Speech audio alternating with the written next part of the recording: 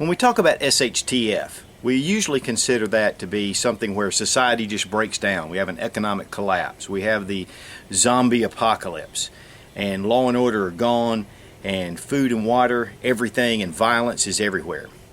And while that may happen one day, really the chances of that happening are very slim. But one thing that can happen is you can have your own personal SHTF. You can have your own personal day where things start to degrade, where you're at the end of your rope. You may even be at the end of your life if you're not prepared.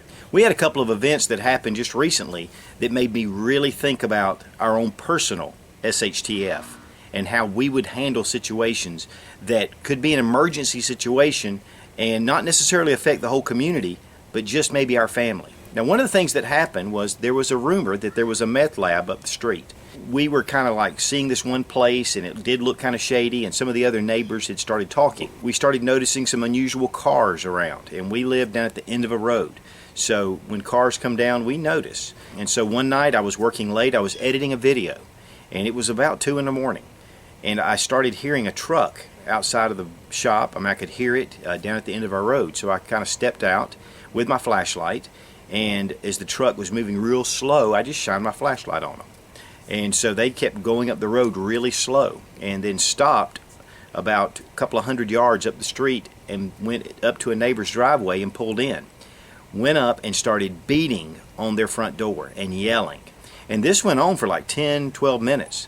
Just beating and yelling, to the point where I went back in my shop, got a larger pistol than I had on me at the time, and started heading up that way.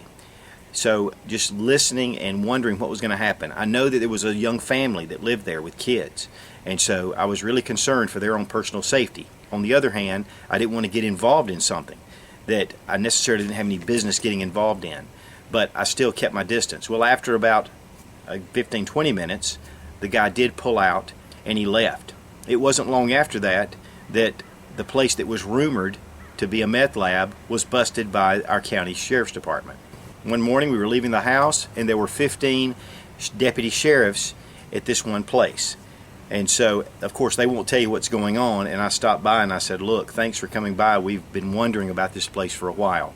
And so ends up that it was a meth lab, and they ended up arresting these guys. What's even crazier is 2 of these guys had been breaking into homes during the day while people were at work, and they were working a ring all through this whole area. Then night before last, my son woke us up in the middle of the night, said he smelled something burning. And I got up, and sure enough, you could smell something really burning, a very strong smell. It was an electrical smell.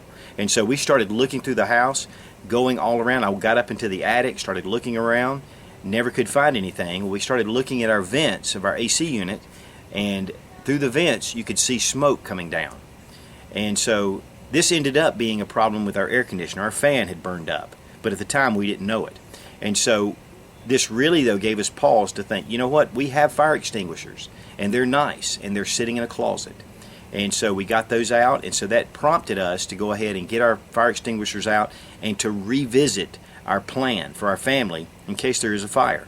And whether it's a house fire, whether you're in an automobile accident, anything could happen at any time. And so it's always great to be prepared. As we're living day to day, things seem to be normal, but your situation can change at a moment's notice. And it can be just you and your family.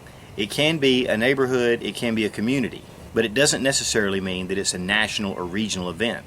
Guys, if you're following the news at all, man, it's like violent crimes are happening everywhere. Multiple attackers are getting people and killing them, if not just beating them up really bad. So always carrying your firearm if you are a concealed carry holder legally. Having your firearm with you at all times, even when you're at home, knowing where they are in case you need to get to it. You know, shortages can happen, and they can happen at any time.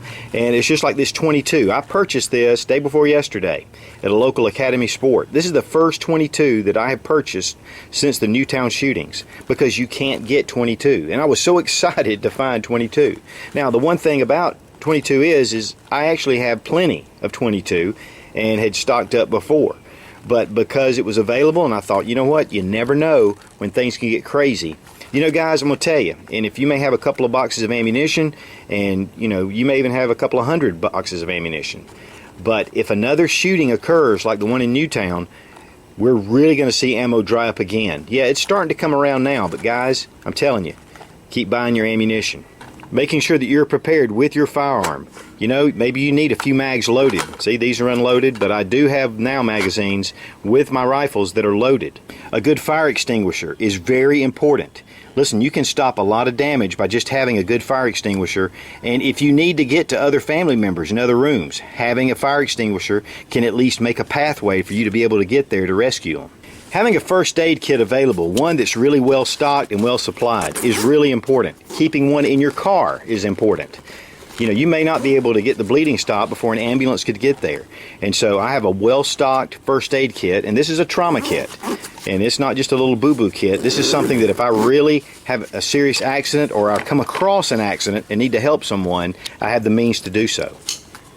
Or even having this at home, because that can also be a place that you could have a real situation and not even know where your supplies are. If you're driving in your car, make sure that you have a good knife in your vehicle. This is a Benchmade Triage. It is an excellent rescue knife. Even has a hook to cut your seat belts, clothing. The way this blade is shaped is excellent to be able to get out of clothing.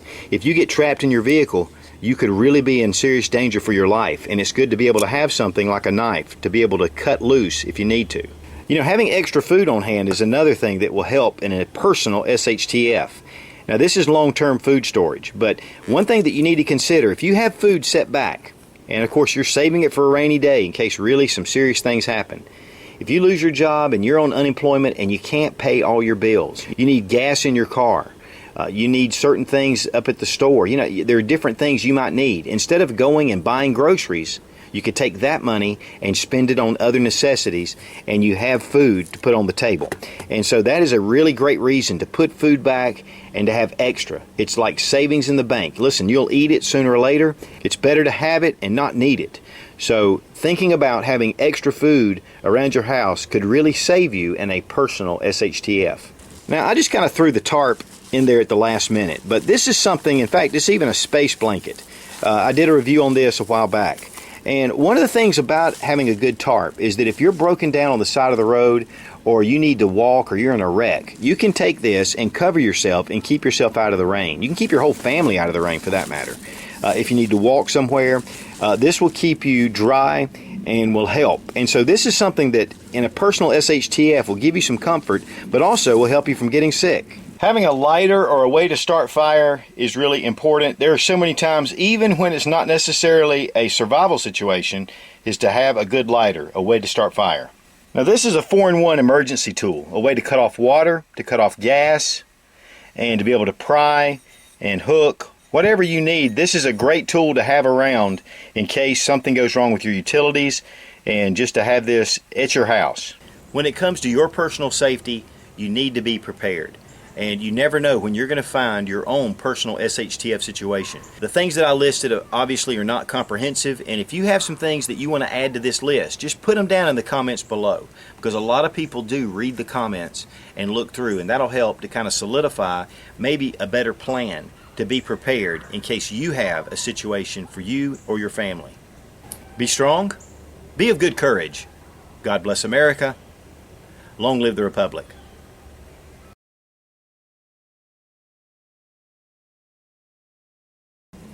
Now, there are a heck of a lot more items that you might even think of that would go with this. And if you can think of something that would be really pertinent to a personal SHTF, then put it in the comments below. You know, there are go bags, we have get go.